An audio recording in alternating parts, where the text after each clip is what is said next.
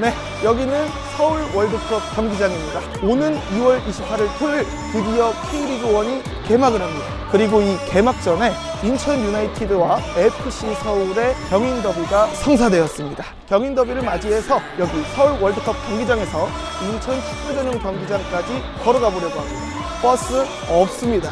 지하철 없습니다. 오로지 이 튼튼한 두 다리로만 한번 걸어가 보도록 하겠습니다. 저는 32km를 7시간 안에 주파할 수 있을까요? 그리고 개막전 전에 인천 축구 전용 경기장에 들어갈 수 있을까요? 한번 지켜봐 주시죠. 출발해 보겠습니다. 서울 월드컵 경기장은 아시아에서는 4번째로 큰 축구 전용 경기장이라고 합니다. 그리고 대한민국에서는 가장 큰 경기장이라고 해요. 수용 인원도 엄청 많습니다. 66,704명이라고 합니다. 실제로 2013년 10월 12일에 한국 국가대표랑 브라질 국가대표가 붙었을 때는 관중이 65,308명이 왔다고 합니다. 그리고 이게 서울 월드컵 경기장 최다 관중이라고 합니다. 2002년 한일 월드컵 때 꿈은 이루어진다 카드 섹션 크게 붙었던 거 있잖아요. 거기가 여기 서울 월드컵 경기장이라고 합니다. 2002년 그 독일이랑 4강에서 만났을 때 만들었던 카드 섹션이라고 합니다. 이제 영월까지 단종 600기를 걷던 영상을 유튜브랑 인스타에 올렸는데 주변 지인들이 인스타랑 유튜브 킬 때마다 제 얼굴이 너무 크게 나온다고 부담스럽다고 앞으로는 좀 전방을 자주 찍고 저를 찍을 때는 좀 멀리서 찍으라고 하더라고요. 그래서 오늘부터는 저를 찍을 때도 이렇게 멀리 카메라를 두고 찍도록 하겠습니다. 머쓱하네요. 가양대교를 지나고 있는데 진짜 서울은 항상 차가 엄청 많은 것 같습니다. 이제 여기로 내려가서 양천구 들렀다가 부평 쪽으로 들어갈 예정입니다. 가양대교 지나가고 있는데 한강 수상버스를 처음 봐봅니다. 오늘은 날씨가 좀 탁합니다. 미세먼지랑 초미세먼지 농도는 괜찮은데 왜 이렇게 하늘이 뿌옇지? 만약 군인이시라면 K리그의 경우에는 본인과 동반 1위는 티켓이 공짜입니다. 현장에 가서 발권하는 곳에서 본인 신분을 증명하고 티켓을 발급받으면 됩니다. 인천 축구 전용 경기장 같은 경우에는 2층을 주더라고요. 그래서 뭐랄까 전체적인 경기의 흐름을 보는 데에는 오히려 2층 자리도 괜찮더라고요. 저는 원래 K리그를 안 봤었는데 이 군인 무료 혜택으로 군대에 있을 때 그래도 K리그를 한 5번 정도 봤어요. 근데 그거를 보면 볼수록 점점 K리그에 빠지게 된 거죠. 제가 군대에서도 거의 군대 말에 축구에 관심을 갖게 돼가지고 사실 축구 응원 문화나 관람 문화 같은 걸 잘 몰랐어요. 야구는 옛날부터 봤었기 때문에 야구는 약간 그런 응원 문화가 있잖아요. 예를 들어서 나랑 응원하는 팀이 다른 친구나 연인이랑 같이 보러 가서 점수 날 때마다 흐비가 교차하는 그런 재미가 있기 때문에 저는 당연히 축구도 그런 응원 문화가 있는 줄 알고 첫 원정 경기 직관 때 인천 유니폼을 입고 당당하게 원정석이 아니라 일반석으로 입장을 했었습니다. 그리고 그때가 24년 3월 10일 그때도 경인 더비 개막전이었습니다. 심지어 그 잉글랜드 프리미어리그에서 뛰던 제시 링가드 선수가 K리그에 와서 사람들이 51,670명 정도 왔었어요.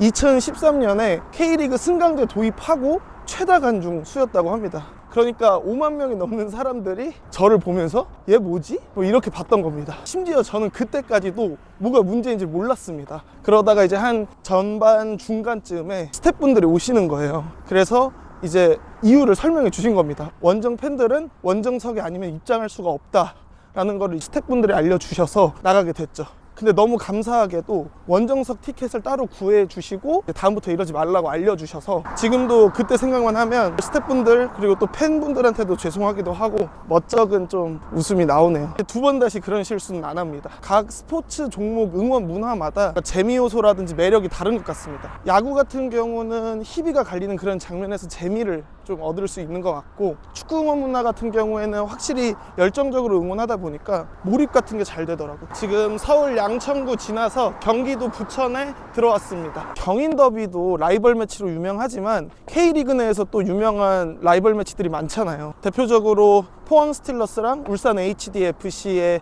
동해안 더비라든지 FC 서울과 수원 삼성 블루윙즈의 슈퍼매치라든지 지금의 슈퍼매치 동해안 더비 못지않게 엄청나게 라이벌 의식이 있었던 두 팀이 있습니다. 어떻게 보면 한국 축구사에 있어서 라이벌 매치의 원조격이라고도 할 수 있죠. 일제시대 때 서울의 또 다른 이름이었던 경성의 축구단 경성축구단과 평양의 평양축구단이 그 주인공입니다. 이 경평대항 축구전이 얼마나 유행했냐면 이 조선일보의 기사를 보면 휘문고보 경기장에서 열린 2차전에 찾아온 관중은 무려 7,000명에 이르렀다. 1930년 펼쳐진 제2회 대회에서는 당일 혼잡을 피하기 위해 이례적으로 경성 시내 5곳에 예매권 구입처까지 마련되었다. 이 경평 축구 대항전은 우리한테는 독립운동가로 유명한 몽양 여운형 선생님이 만드신 겁니다. 이 여운형 선생님이 원래는 조선중앙일보사 사장이셨어요. 그래서 이분이 이제 고민을 하는 겁니다. 이 한반도 내에도 재미난 축구 매치를 만들 수는 없을까? 그리고 이제 도시끼리 대항하는 그런 구도를 구상을 하시고 최종적으로 두 도시를 지금의 서울인 경성과 평양으로 이렇게 지정을 한 겁니다. 그리고 이 여운형 선생님의 예상이 적중했습니다. 해가 거듭하면 거듭할수록 이 경평대항 축구전의 인기가 나날이 높아졌다고 해요. 1946년 경평축구대항전 때는 양팀 다 응원이 너무 과열돼가지고 경찰이 공포탄까지 발사를 했었다고 합니다. 그리고 이때가 또 46년이면 38선이 생겨서 남북의 왕래가 자유롭지 못하던 때잖아요. 그래서 평양의 축구 선수들이 감시망을 뚫고 어렵게 38선을 넘어서 서울에 왔었다고 합니다. 돌아갈 때도 육로가 위험해서 백기를 이용해서 돌아갔다고 해요. 뭔가 평양 축구단 하니까 엄청나게 시뻘건 유니폼을 입을 것 같잖아요. 반대로 이 경성 축구단의 옷이 빨갰고 평양 축구단의 옷은 파란색이었다고 합니다. 두 팀의 상대 전적은 평양 축구단이 9승 7무 5패로 조금 더 앞섰다고 합니다. 이제 나중에 통일을 해서 평양시의 평양체육단이나 4.25 체육단이 우리 K리그 서울 이랜드랑 FC 서울을 만나게 되면 경평축구대항전의 명맥이 다시 살아나겠죠. 그런 날이 언젠가 오기를 기대해 보겠습니다. 한국에 축구가 처음으로 전해진 도시가 어디냐 하면 바로 인천입니다. 대한축구협회가 2003년에 발행한 한국 축구사 100년이라는 책을 보면 인천 제물포에 포기할 때 그 제물포 말고 인천의 지역 제물포에 이 축구가 처음으로 소개되었다고 합니다. 그래서 내용을 좀 더 자세히 보면 1882년 고종 19년 6월 인천 제물포에 영국 군함 플라잉 PCO가 입항하여 이 배의 승무원들이 선상 생활의 지루함을 달래기 위해 부두에서 공을 찾는데 이것이 근대 축구가 이 땅에 처음 선보인 것이라 할 수 있다. 관가의 허락 없이 상륙했다 하여 영국 승무원들은 볼을 차다가 군졸에게 쫓겨가게 되었고 이때 승무원들이 두고 간 볼을 아이들이 주워 공을 차며 흉내를 냈다.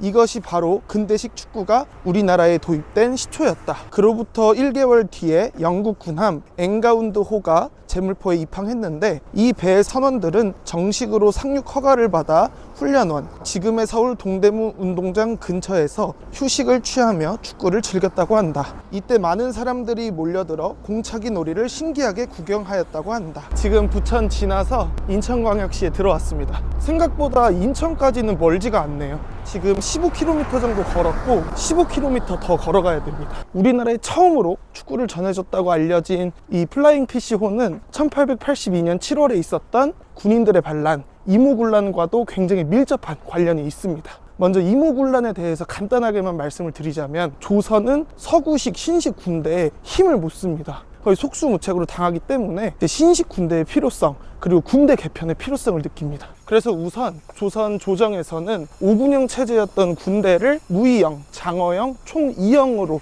통합하고요. 그리고 일본의 지원 하에 일명 별기군이라는 신식 군대를 만듭니다. 그런데 기존의 구식군인과 이 신식 군대 별기군 군인들의 차별 대우가 너무 심했다고 합니다. 일단 별기군 같은 경우에는 급료도 더 받고 피복도 더 좋은 걸 입었다고 합니다. 무기도 더 좋았죠. 반면 구식 군인의 처우는 정말 최악이었습니다. 임금이 무려 한 달도 아니고 13개월치가 밀렸다고 해요. 우리는 월급이 1주만 늦게 들어와도 환장하잖아요. 그리고 우리의 명수 형님도 2주가 마지노선이었죠. 이 월급 안 나왔으면 그만이겠습니까? 그런데 이때 조선시대에서 쌀을 주던 기관인 선해청에서 구식군인들한테 연락을 합니다.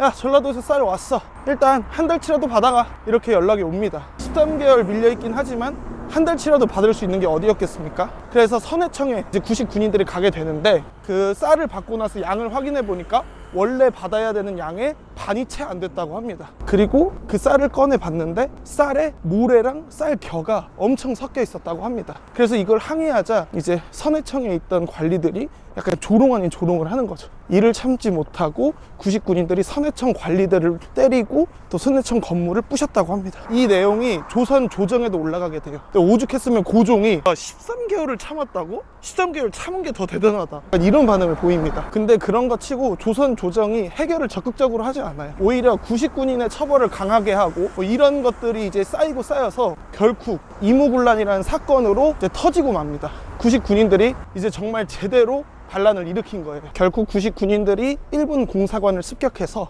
호시모토 레이조 소위 그리고 별기군 교관들을 죽이고요. 일본 공사관 직원 3명도 죽입니다. 일본 공사관을 공사했던 하나부사 요시모토도 기밀문서까지 태워가면서 급하게 인천으로 피신을 가게 됩니다. 그런데 하나부사 요시모토 입장에서는 인천도 안전하지가 않잖아요. 최종적으로는 일본에 도망을 가야 됩니다. 이때 일본으로 갈 수 있게 도움을 준 게 아까 우리나라에 최초로 축구를 전파했다고 알려진 플라잉 PCO였습니다. 플라잉 PCO를 타고 일본으로 도망간 요시모토는 추후에 일본군 병력 1500명을 이끌고 다시 조선으로 옵니다.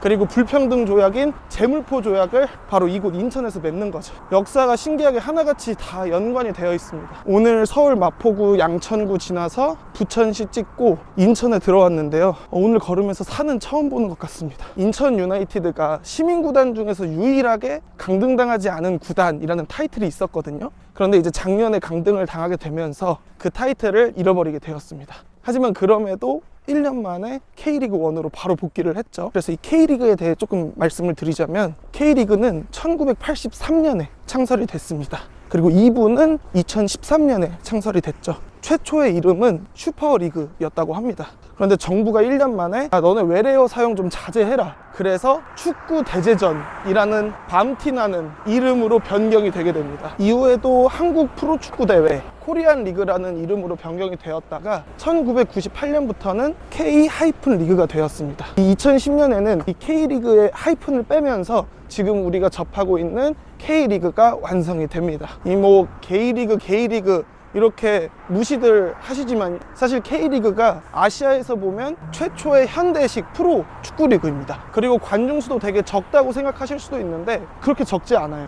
2025년 K리그1 관중수는 한 경기당 평균 80명의 관중이 왔어요. 이 중에서도 구단별 총 관중수를 봤을 때 1위는 FC 서울입니다. 총 관중이 무려 44만 명이 왔었고요. 이거를 한 경기당 평균으로 내보면 약 2만 3천 명입니다. K리그2도 총 117만 관중을 기록했고요. 한 경기당 평균으로 보면 한 4,300명 정도 됩니다. 인천의 작년 K리그2 총 관중 수는 19만 3,300명이었고요. 이를 한 경기당 평균으로 내보면 1174명입니다. K리그2에 1174명을 동원할 정도의 파워는 인천이니까 가능한 것 같습니다. K리그 최다 우승팀은 전북 전주에 연고를 두고 있는 전북 현대 모터스입니다. 09년도, 11년도, 14년도, 15년도에 우승을 했고요. 17년도부터는 21년까지 연속으로 우승을 하면서 말 그대로 전북 왕조를 만들었습니다.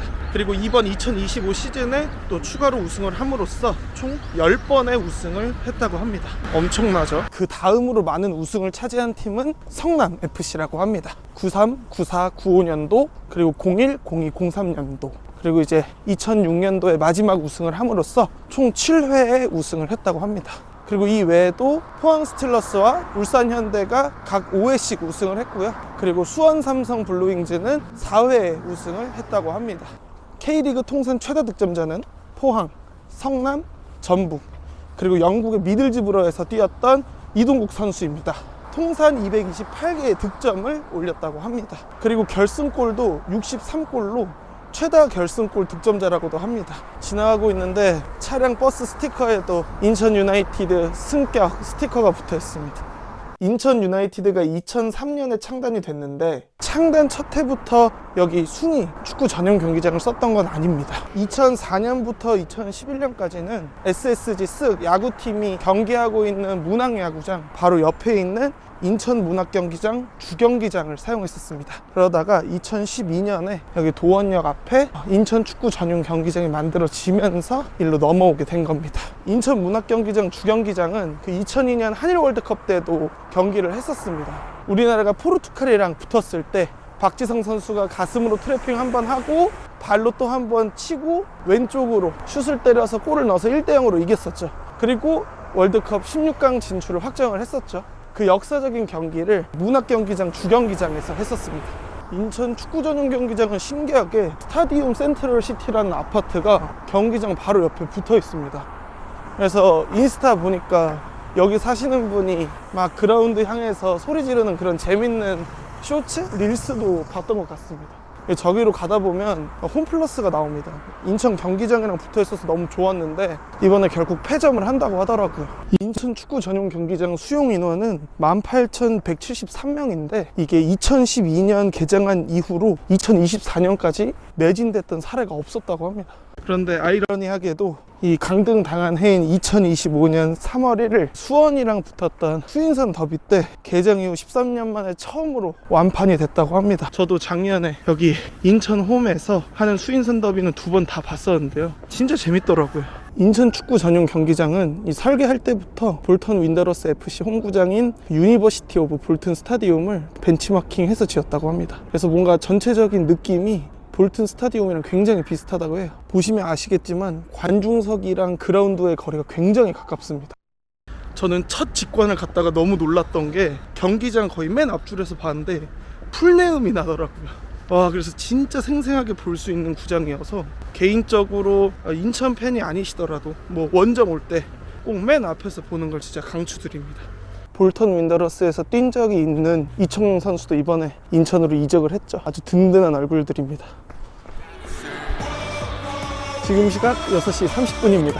서울 축구 전용 경기장에서 인천 축구 전용 경기장까지 31km의 대장정이 6시간 30분 만에 종료됐습니다. 2025년 인천 유나이티드는 K리그2라는 낯선 무대를 경험했습니다. 많은 분들이 아쉬워하셨지만 저는 오히려 꼭 필요한 시간이었다고 생각을 합니다. 강등 한 번도 안 당한 시민구단이라는 소극적인 타이틀을 내려놓고 이제는 더 큰 꿈을 말할 수 있게 되었으니까요. 우리 인천 유나이티드는 생존하는 팀이 아니라 도전하는 팀입니다. 올해 2026년 시즌은 강등이라는 단어와는 완전히 결별하고 상위 스포릿을 넘어 우승을 해서 정말로 가슴 위에 별을 달 수 있었으면 좋겠습니다. 저는 4일 뒤 다시 이 자리에서 개막전을 보러 오도록 하겠습니다. A few moments later. 저는 오늘 여기까지 지하철을 타고 왔는데 지하철 칸에 사람이 꽉 차 있더라고요.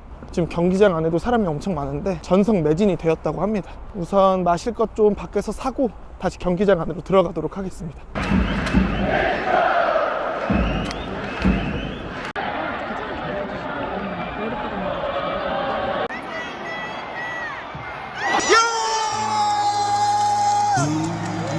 개막전 개막했고요.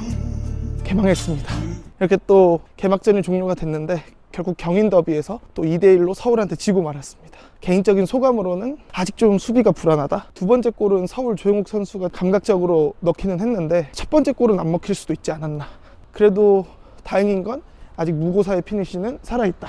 이런 걸 좀 느꼈습니다. 아쉬운 대로 인천에서 소주 한잔하고 집으로 가보도록 하겠습니다. 안녕.